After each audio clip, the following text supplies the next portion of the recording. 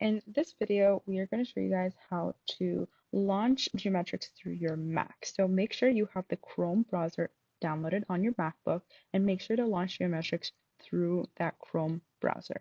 If you don't have an account already, make sure to sign up using your school account and hit confirm. Or if you already have one, you could just sign in like I did. Next, you're going to want to redeem code. It's on the left side of your screen. You just hit redeem code. Your code will be in your Blackboard that you're enrolled in order to get this or do this exam.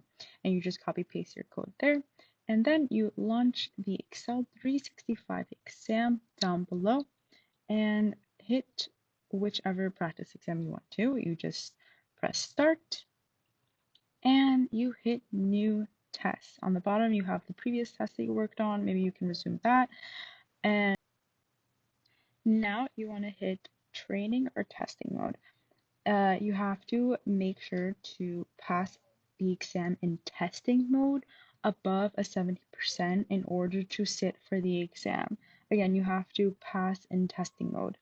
Then you launch the exam and you wait for it to load, and it takes a while for it to load. So you have to wait a while. And we're waiting and continuously waiting. I wanted to show how kind of long it takes. I cut this video down so it took a little longer, but there will also be black screen maybe. Don't worry, just let it all load.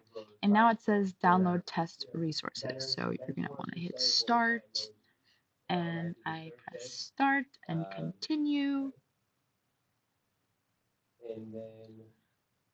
And once all that is done, it's going to say preparing practice test, and you're going to wait some more. It's a lot of waiting, but then wait, it comes up. Perfect. Huzzah, we celebrate, and this is where you practice your exam for Excel.